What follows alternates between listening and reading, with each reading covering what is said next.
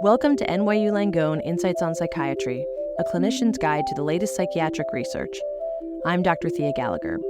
Each episode, I interview a leading psychiatric researcher about how their work is shaping clinical care. Today, I'm pleased to welcome Dr. Tim Wilens, Professor of Psychiatry at Harvard Medical School and Chief of the Division of Child and Adolescent Psychiatry at MGH. An expert on pediatric ADHD, Dr. Wilens walks us through the latest research, making the case for early intervention and addressing concerns about the long-term use of stimulant medications. Dr. Wilens, thanks you so much for being on the podcast today. Oh, thanks for having me. Can you give us an overview of your research journey and what led you to focus on pediatric ADHD? Absolutely. I've been a researcher for a number of years and have been very interested in sort of common disorders that affect individuals. And one of the most common disorders is ADHD, or attention deficit hyperactivity disorder. I was particularly interested as a child and adolescent psychiatry person to really be able to examine the roots of ADHD and ultimately the treatment of ADHD, but with a lifespan perspective. Given that ADHD starts so early, it starts in preschool years, I really was interested in studying it from preschool all the way through the lifespan. And again, it is a very common disorder, and why not study a common disorder if you can help educate, if you can help describe things that are potentially affecting kids adversely, it's going to have a huge impact. And so that's where my journey began. I was very lucky to be part of a research team that studied ADHD through the lifespan, and it was a wonderful collaboration through my life to be part of this team.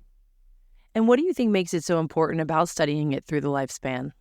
You know, it's a disorder that starts very early, but persists in at least half the kids, so that that adults manifest this disorder. And there's not been an adult I've ever evaluated with ADHD who doesn't talk about their childhood. So I think it's important. The other reason it's important is because this disorder, anything that you have very early on that then persists through your life, is going to cause a lot of impairment, struggling, and suffering. And so to help people understand what it is and to come up and help be part of teams that come up with treatments is very rewarding, because you're going to help ameliorate that struggling and suffering and hopefully some of the sequelae that occurs if you don't treat ADHD. Yeah, and we're going to get into more of what you've learned over the years, but how would you say the field has evolved even since your beginning, research attempts in terms of understanding diagnosis and treatment? Yeah, there's been a huge evolution in the field. First of all, in terms of where we are as a society, when we first started, people really pushed back against kids having any type of neurobehavioral disorders. Kids could have seizures, but they couldn't have ADHD. Kids, by the way, also couldn't be depressed or have other major psychiatric illness, even though we know for other major psychiatric illness, 50% of it onsets by the age of 18. Yet people push back. And so we had a lot of resistance about, is ADHD real? And then there started to be toeholds in realizing that ADHD is real. But then the pushback was adolescents don't have ADHD. And then adults don't have ADHD. So there's been a lot more recognition of the disorder across the lifespan. And a lot of that has come through sort of systematic studies, getting the word out from researchers to public health experts, to the general lay public, as well as to our other professionals that treat ADHD to help sort of arm them in understanding the disorder. From that, then, it became important to start treating it. And there was a lot of pushback about the treatments we used. And subsequently, I think more and more people are on board with the various treatments we use. And there's been more and more sort of movement in expanding the treatment repertoire, studying both medication and non-medication treatments, understanding the role of each of them, and things like that. And that's been very helpful to the community that diagnoses and treats ADHD, as well as, of course, to the patients who suffer with ADHD and their families.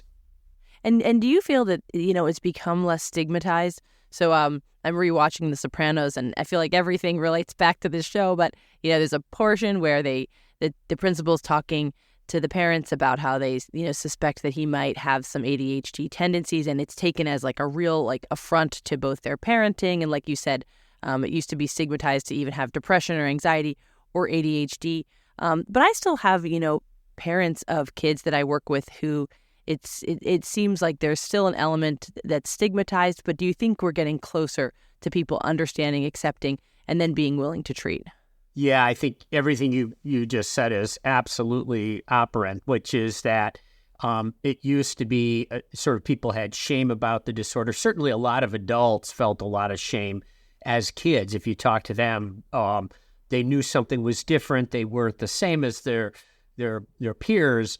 They were underperforming. And I always say that I haven't met an older kid or an adult who hasn't reported still feeling shamed and feeling something different about them and self-esteem issues that track back to the childhood. But I think we've moved forward. I think that people now talk about ADHD. ADHD has hit the main media. It's hit TikTok. I mean, it's everywhere. And I think people talk about it. People are much more open to discuss it. Schools are much more likely to suggest evaluation for it. Pediatricians are, and nurse practitioners and physicians' assistants are much quicker to screen for it, talk to parents about it, get it treated. And I also think parents are a lot more open to knowing the diagnosis and dealing with it. It's no longer, I think, a sort of disorder that is underground or is in the closet. I think people in some ways may, in certain circumstances, overindulge others in knowing about their ADHD. I think it's nice that people are self-actualized around it. But I certainly don't want that ever being held against people. And I do think that that does continue a little bit. I think as kids age, when they start getting their jobs or they're starting in trades or whatever, I think, I recommend to people that they may not want to offer to individuals sitting across from them during interviews that they have ADHD, because I do still think that there's some stigma. People are worried about underperformance or absences, or people are just ignorant and don't know what to expect, but that they just are like, I don't know what this is, this ADHD, I just don't want it. The last thing I'll say is we have a saying in our department, which is no family goes untouched. There's so much ADHD out there that pretty much every family has dealt with it, either directly or indirectly. Either their friends know somebody who has ADHD, a cousin, an uncle, a parent, or one of the children have ADHD. So once people start talking about ADHD, it's rare that I meet a family that doesn't have some connection to ADHD. It is amazing, or doesn't have some sort of even knowledge of what it looks like, and whether you've seen it with a friend or a family friend or a family member. You can also see it in the media. And you were even talking about places like TikTok, and this makes me wonder, do you think the pendulum has swung too much in the other direction? Do you think it's fueling overdiagnosis? Or also, do you wonder if there is maybe a spectrum to the severity of symptoms, and maybe we're realizing different people, there can be more nuance in the diagnosis? Yeah, I think it's all of the above. I think that there is sort of a popularization of it. And the overdiagnosis, if you look systematically, there are pockets of overdiagnosis, but in general, we're still underdiagnosing the disorder. If you look at CDC data, for example, we're still missing up to half the cases. I can't defend bad medicine. People who just make a diagnosis in 2 minutes, that's not good medicine. But the same could be said about ear infections in kids, otitis media. There's an overdiagnosis and overtreatment with antibiotics. But in general, we're doing a good job with ADHD. These media like TikTok and stuff in some ways destigmatizes ADHD. It definitely increases self-questions about ADHD. And there's where a healthcare professional sitting across from somebody can help that individual understand, hey, this may not be ADHD. You could have just normal activity and normal functioning, and there's a lot of people like that. It could be executive function issues that are not ADHD, like organization or time management. That's not ADHD. It could be something else. It could be a reading disability or some type of a mathematics disability or something that's getting confused. But that's really the role of the healthcare professionals. And I see the TikTok as bringing people to the table or asking about it, or these things that people do online. But ultimately, any kind of a screen tends to overread the diagnosis. Screening should overread diagnoses. That's what they do, even in a professional's office. It's sitting across from somebody and honing down to understand, are those the active symptoms? Do they have the developmental presentation? Are they associated with impairment? Is this not something else? That's all sort of the burden of the healthcare provider to help articulate with the patient.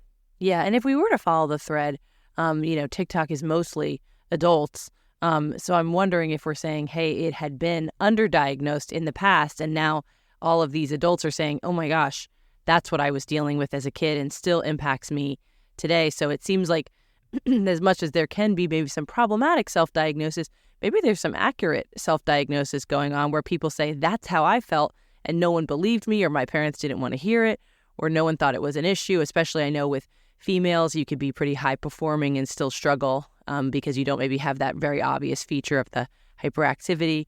What are your thoughts of maybe there are people who were not diagnosed appropriately and now are kind of saying, this is how I felt?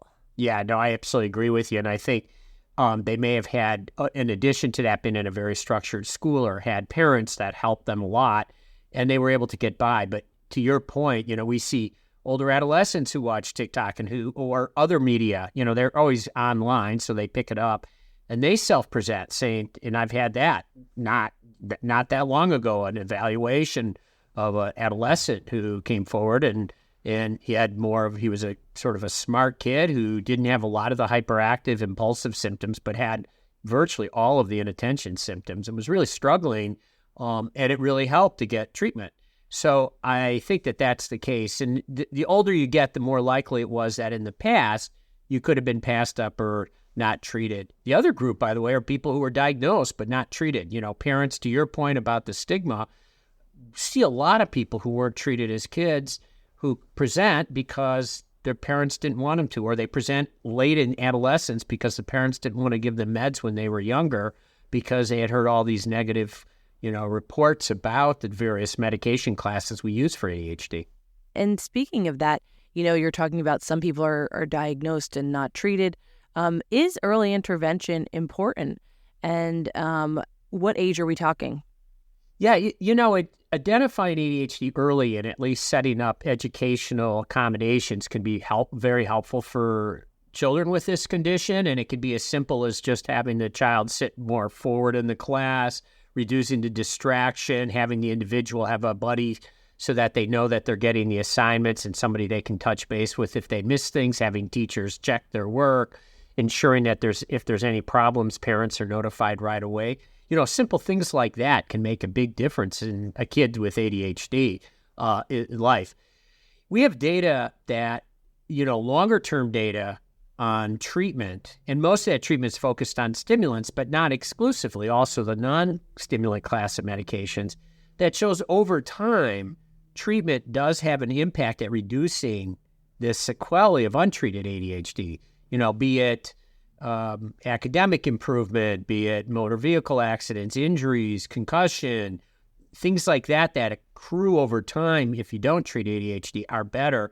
And we have a few studies that triangulate to looking at when was treatment started and where was the best outcome. So most of this data comes from cigarette smoking and substance use issues, but it seems to triangulate around the age of 9 years, which typically puts kid around fourth grade or so. 9 years of age. And if treatment started before 9, as opposed to between 10 to 14, you can see incremental improvements in ultimate outcomes for cigarette smoking and substance use disorders. And it's not just one study, it's multiple studies that seem to show that. So when I talk to parents, given that signal, and we're getting signals about other impairment at that level, that's where I say, look, probably if you've identified it early, probably by, third grade or so, you really ought to start thinking about treating your child, because we're starting to see over time it may have a more positive effect on outcome.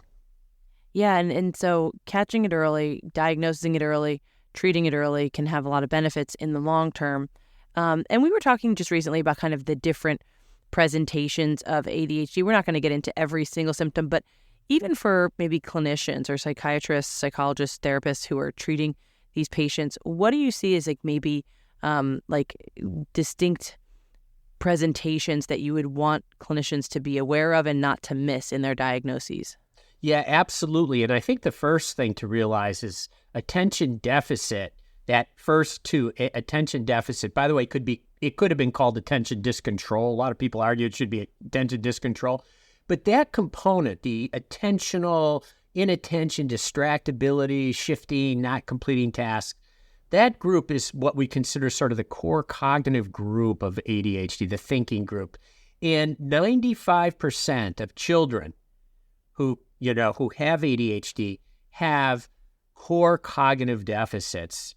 And now remember, these are behaviorally diagnosed. It's not like you do a neuropsych test. It's you notice that the kid doesn't pay attention, or the kid says, I have problems paying attention, or they shift activities frequently, or they get distracted by noise outside or distracted by thoughts in their head. They have problems completing tasks, have organization issues. But my point is that 95% of ADHD has a core cognitive component. So that to me is the most important issue around ADHD. Now, some people may or may not have the prominent hyperactive impulsive symptoms, sitting still, moving around, feeling on edge, or impulsivity, acting before you think, being very frustrated and having a real low tolerance for things. Most people have a few of those who have ADHD, but some people have a lot of them. It used to be that we put a lot of effort into subtyping ADHD. You had the more just cognitive parts of it, the inattention, distraction, like I reported, or you had that plus the hyperactivity, impulsivity. So you would have either the inattentive subtype, which was the former, or the combined subtype, which was both the inattention, distractibility, but a lot of the hyperactive, impulsive, fidgety symptoms. And what we realize now is there's probably not a lot of difference between them, except those people who have more symptoms, that would be those with inattention and hyperactivity, tend to have a little bit more severe ADHD, and those who have fewer, just the inattentive symptoms, have less severe ADHD. So that's another sort of diagnostic thing. We don't agonize over the subtypes as much as we used to.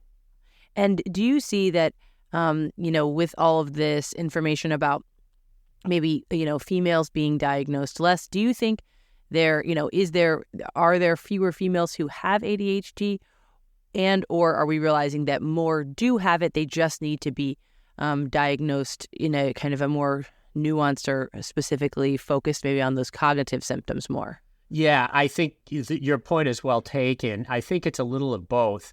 It used to be that the number of boys as opposed to girls presenting with ADHD was literally 10 boys for every one girl.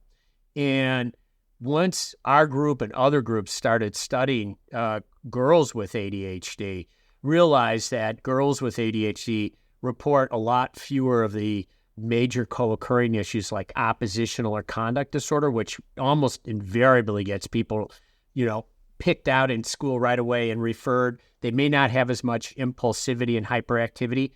And people would apply the diagnostic scales to them without accounting for girls tend to have just baseline fewer hyperactive impulsive symptoms. So if you required the same number of hyperactive impulsive symptoms for girls with ADHD as boys, you really got a more severe presentation in the girl because they just naturally have fewer hyperactive, impulsive, inattentive symptoms in boys and fewer amounts. So where it used to be 10 boys for every girl, it's now 3 boys for every girl, closer to 3 to 1. Is it really 1 to 1? There's clearly a group out there that think that. I think we're probably getting close to the proper distribution of boys to girls, and it's not unknown or unreasonable in child psychiatry to see disequal distribution of different disorders in boys and girls. We see that for a lot of different disorders, but it's a very different story than was being told, let's say, 1 to 2 decades ago. Yeah, I mean, you're adding 7 more people to the ratio, so That's right. It's pretty impressive. How does the brain of a child with ADHD, how is it different? Because if you're saying this is a disorder developed in childhood, Is it a neurological condition? Is it a genetic condition? What do we know about what's happening even functionally in the brain that's different? Yeah, it's a great question. First of all, we know that it runs in families. That doesn't mean necessarily things are genetic, but we also know genetically, we ascribe about 3/4 of ADHD to being genetic. That is, that's based on looking at twins, and they come up with a fancy term called heritability. But the bottom line is probably 3/4 of cases have a heritable component to them. So it's a highly genetic disorder. It's not as much as height, but, it approaches autism spectrum and other things that we know are highly genetic. Part B to that, there's an environmental component. For example, we know that the most likely reason for non-genetic ADHD is smoking while pregnant. So just the exposure of nicotine really, we think, creates 10% of cases. And we've known that epidemiologically by studying, large populations of people, but we've also used rat models to replicate that and find that. Kind of fast forwarding, it is a brain-based disorder, and there's a lot of sort of aggregation of the findings with ADHD. The front part of the brain, the prefrontal areas, don't seem to be working as well, and the deeper areas of the brain, called the striatal areas, have different systems, like reward systems, that are different in ADHD kids. And what we seem to, sort of a neurocircuit way of seeing this, is that there's less executive oversight, problem-solving, inhibition on sort of general activities, but also on deeper things such as emotions, rewards such as substance use and nicotine use, which is higher in ADHD untreated versus general populations. So we think that those are there. And there's a number of other structural areas that are involved in thinking processes that seem to be less active. There's an older study we did that I found very helpful clinically, which is if you look at the brains of individuals with ADHD who are asked to do cognitive tasks, certain areas of the brain light up that are not the most efficient areas to be doing those cognitive tasks compared to people who don't have ADHD. If you give people treatment for their ADHD, let's say in this case methylphenidate, which is one of the treatments we use for ADHD, a medication, we find that it reverts the brain from the less efficient brain to the more efficient brain, reshifting through the anterior cingulate in this case. So what I remind people a little bit about is it's a little bit like driving to work in the good old days when we would go to work in person, and you take your major road to get there, you find out there's an accident or construction, and you have to take a bypass road.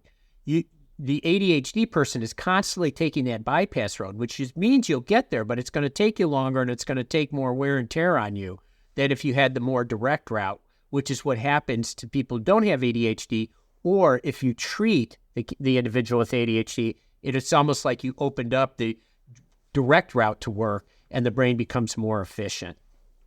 And are these the parts of the brain that you are addressing with treatment? So what's, the gold standard treatment, psychostimulants, maybe, executive functioning skills groups, some CBT, what's happening now with these treatments? Have they changed a lot, or are they pretty, are they the same that they've been across the board? And are they helping to make some of these changes in the brain? Yeah, so we're still relying a lot on many of the things we did previously. So using from a non-pharmacologic standpoint, for kids who have a lot of behavioral issues, using behavioral treatments, using cognitive behavioral treatments as they get older, a little bit more helping them with skills to build that are more cognitively based as opposed to just behaviorally. And there's good evidence that at least in treated individuals partially responsive to meds, they do make a big difference in terms of the individual's ability to deal with the remaining symptoms and how they compensate. We still rely non-pharmacologically on people who have a lot of organization, time management, and other problems. Executive function coaching, we call that executive function. I always call it Wilensism, it's the secretary of the brain, and that secretary isn't working great, and we help, and it's really coaching and stuff. From that standpoint, some of the bigger breakthroughs have been refining our executive function treatments and starting to utilize online systems to deliver some of these programs. there's been gamifications and systems that really target some of the cognitive components of that to help hone it, to refine it. These are FDA approved. They've been replicated. They've been shown in controlled trials to be effective. So there's evidence that these computer-driven, computer-administered treatments can be helpful. And they're, I think that the prices are reasonable, so it's something that is available to all people who have bandwidth at home or can access that. Pharmacologically, we still are utilizing the same stimulant class agents, methylphenidate class or amphetamine class. There's been a lot of refinement in the formulations and preparations, which have made them a lot more tolerable. We've essentially eliminated the need for in-school dosing. We can pretty much target how much of the day do we want to cover and very effectively do that with the various stimulant preparations. They come in all different types. So if you have somebody who can't take pills, they can take you can open capsules, you can give them solutions, you can do it sublingually. There's a lot of different things. You can use patch technology. So there's been a lot of formulation breakthroughs. And the other component is abuse liability. We've got lower abuse liability stimulants than we did previously. Probably the bigger breakthroughs are in the non-stimulants, and we now have 3 FDA-approved classes of non-stimulants that are somewhat different from each other. They help not only ADHD, but each one seems to work on specific co-occurring problems with ADHD. And then there's a pipeline into non-stimulants in development. So there's been movement. It's new. I think we're still working to try to come out with a non-stimulant that has tremendous efficacy, that's better efficacy than a stimulant. It's hard to beat a stimulant. We haven't done that, but like I said, we have a lot of non-stimulants that are working, pretty well and are available that weren't available, a decade ago. Yeah, and for the digital therapeutics and the non-stimulant medications, can you just list what those are for our listeners in case they want to utilize them as an adjunctive to their practice and maybe ADHD isn't their specialty? Yeah, so the one that I'll mention is the FDA-approved one. It's through Endeavor, and it's Achille who makes it, and it's a gamified sort of cognitive approach to assist with ADHD. And like I said, that's FDA-approved. There's other ones that you can help with different aspects of cognition that may be part with executive function. Like the one that's been tested the most is CogMed, and they have various types of CogMed that you can tap into and utilize. The other treatment that's FDA approved but not a medicine that some people use is a NeuroSigma. It's an minor electrical thing that people wear at night, and it helps treat. There's a lot of movement now in using neurotherapeutics. So it's sort of a neurotherapeutic, and it's been FDA approved in an NIH study that was done. So those are sort of major non-med, that are available, some of them on the internet, some not. In terms of non-stimulants, the FDA-approved ones sort of one of them is atomoxetine, also called Strattera. It's been around for a number of years, seems to help with ADHD, helps with anxiety with ADHD, helps with tics with ADHD. We have a class of medicines called, and that's a noradrenergic agent. Another noradrenergic agent that just came out was relatively new is Viloxazine XR. It's actually a medicine that was used in Europe as an antidepressant, and it seems to work well for ADHD. Some recent data showing it works for executive function. Again, that hierarchical thinking organization that sometimes doesn't work well with stimulants or doesn't respond. And it also may be helpful for co-occurring problems like anxiety or depression. Alpha agonists, guanfacine extended release, clonidine extended release. These are 2 class agents that help. We use them often in younger children. They seem, they show that they work across with inattention and hyperactive impulsive. A lot of clinicians think they work more for hyperactivity and impulsivity, but these can be very good base medicines. We've learned that you can use them in adolescents, and they've even been studied in adults now. And so you can use them across the lifespan. And we use them in combination often with stimulants. So you can, and using alpha agonists with stimulants is actually FDA approved. You can do that. That's an FDA approved thing. So that continues to be sort of the major classes. We have medicines that are off label like Wellbutrin, bupropion, tricyclic antidepressants like nortriptyline or diazepamine or imipramine. Those are also very effective, but they're off-label. We don't use them as first-line agents. We use them as second or third line, and they do have a role when other things aren't working. Mm-hmm. And if you have like comorbid conditions, for sure. And, in talking about, the gold standard first-line treatment of stimulants, is there any reason to be concerned about the long-term use of stimulant medications? That's certainly one of the biggest questions that comes up. And what I would say to that is that these are among the best studied agents in all of medicine. There have been multiple studies. Amphetamines have been around since the 1930s, methylphenidate since the 50s. And ever since they came out, they've been concerned. Probably the biggest things we still watch really closely is height and weight. There's some evidence that there's height and weight decrements, especially in the first 2 years.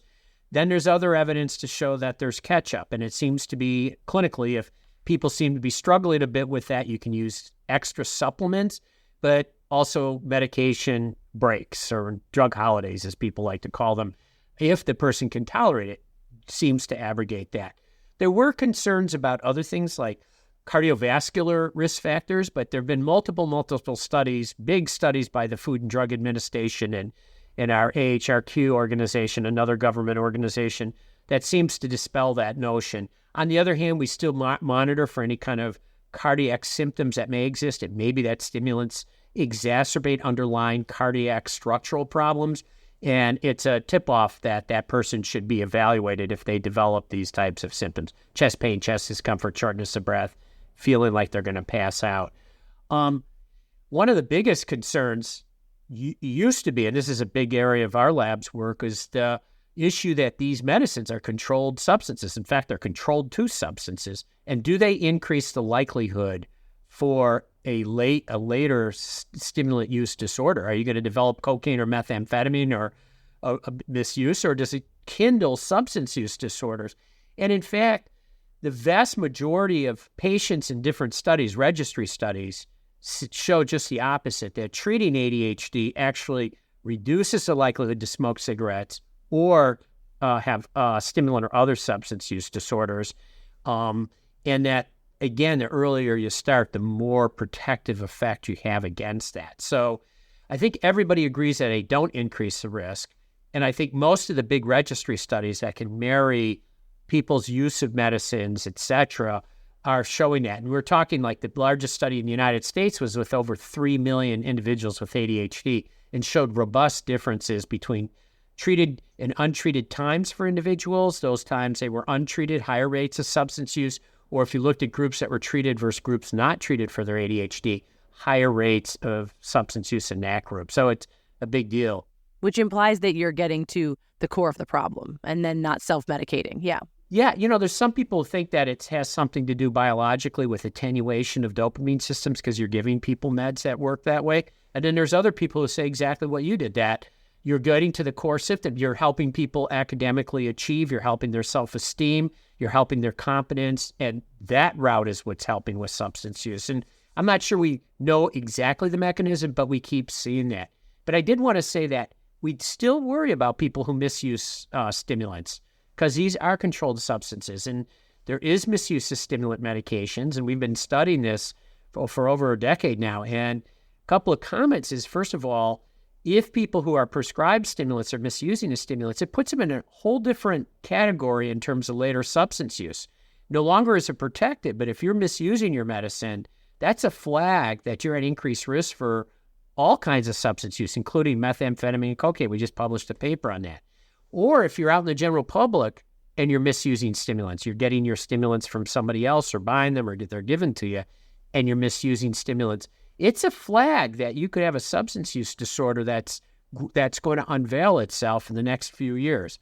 So we still need to keep an eye on the abuse liability of stimulants. And my experience as a clinician is that, especially with the younger, kids, sometimes it's hard to actually get them to adhere to taking the treatment. They feel like, hey, it makes me boring. I'm not as fun or exciting. I don't feel as good.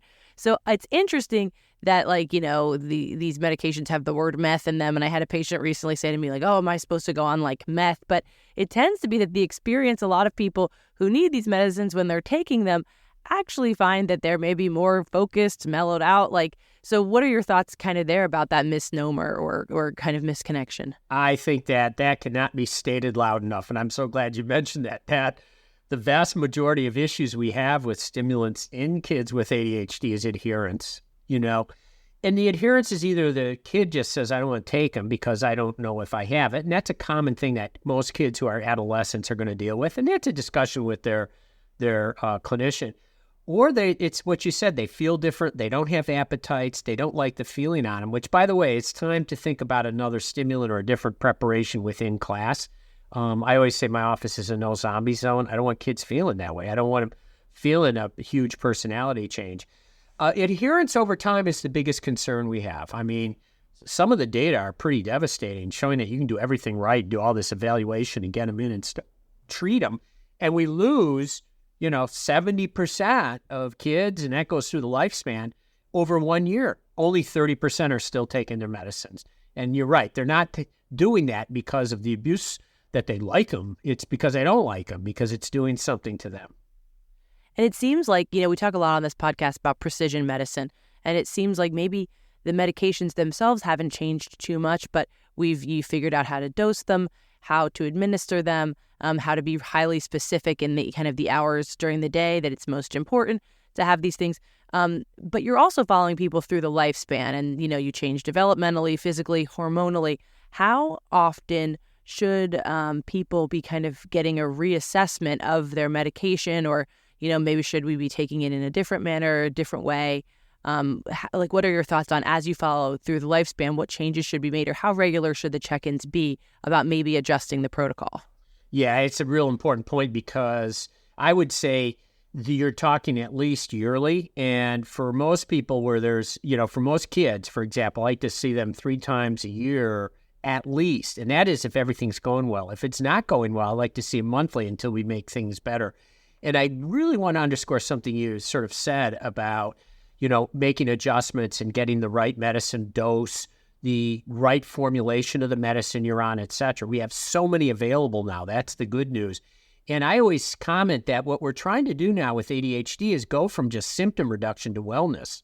We really are aiming at wellness, and getting people well is different. We've done studies that look at functional improvement, outside metrics of how well you're doing. And it turns out you really have to drive symptoms down, and you're going to have to work with people on getting it right. And the sort of the metaphor I use for this is, for those people who are old enough to have old analog tuners for radios, the old radios that you would dial in, it isn't good enough anymore to just get close to the station with some static. We like to get the station perfect. You dial it perfectly, and the static goes away, and you have a great signal from the radio, and the music is clearer. And that's where we're at with ADHD now. People should not be satisfied with, it's sort of working and I sort of have a lot of side effects, if you haven't tried other ways around it, other things. There's a lot of things we can do to make people's lives better with ADHD, make them clearer focus, better ADHD control with more tolerable side effects. Yeah, and so it sounds like it should really be an iterative process, and you should look at it like that, because it's going to be a long journey on some sort of medication, likely if you're starting as a child, and kind of continuing to maybe see that as part of the process and accepting that as part of the process, not seeing that as maybe a treatment failure either. Yeah, and the other component of that is when you're working with the family and the kid. Now, when they're younger, you're going to be listening more to the parents, but the kid is in the room and they're hearing that conversation. The kid starts to take it over when they're like 13, 14. You'll start to have more, the kid is reporting and the parent is consulting. And then when the kid goes to college or to the trades or to the military, and if they're, off their meds, go back on them, then they're going to need to have a lot of say in what's going on. And I always say, thinking about treatment through the lifespan, one of the most important points is helping kids with transitions as they go from elementary to middle to high school on to the other. And that all starts with things such as understanding your disorder, understanding what we're trying to treat, getting a sense of the treatment itself, as well as other components of that. For example, doing your work during the day if you're on stimulants while the stimulants are working, not relying on after-school treatment when the stimulants may be working out. And if you're going to college, that's going to be a very important strategy for you to keep up with your classwork. Also, if you're in the trades, there's a tremendous amount intellectual component of trades now, and you're going to have to learn. And how do you learn to do your work while you're on your medicine? And that all is sort of the conversation around tolerability, when the meds work, when they don't work, and that's that process that you have with the kid that starts early and continues as they grow up. And with ADHD meds, you have more of these options than you have, say, with an SRI, because like you said, you can kind of tinker with the dose each day or, throughout, like, again, the times of the day that you want to be most productive, times of the week you want to be most productive. It seems like there's that ability to have that nuanced relationship with your doctor and with the medications to navigate that. That's absolutely correct. One of the important points, I was on a call with the Food and Drug Administration, and they were asking about some analysis we were doing, and they were saying, well, can't you just sort of put people in one class, that they use this dose of this extended release, et cetera? And what we realized when we were doing our analysis, looking at our electronic health records, there's literally no two individuals, kids with ADHD, that are on the same preparation, dose, time. They're all on various kind of, various derivatives of that. And I actually think that's a very good thing. It's not that we're destroying practice by everybody doing their individual thing. I think we're individualizing our treatment for the patient, which goes back to your comment about precision medicine. And that really is sort of the foundation to precision medicine. And there's more of that occurring now. Mm-hmm. And you're allowed to be more precise with these medications, which, again, not all medications have that option. And so for my last question, like ongoing or future research that you believe will have implications for treating ADHD? Yeah, so a couple of things. We're continuing to look at long-term outcomes, et cetera, but our lab is right now focused on treating executive functioning in ADHD. What is the best way to treat these secretary of the brain deficits that also exist in 20 to 25% of kids with ADHD?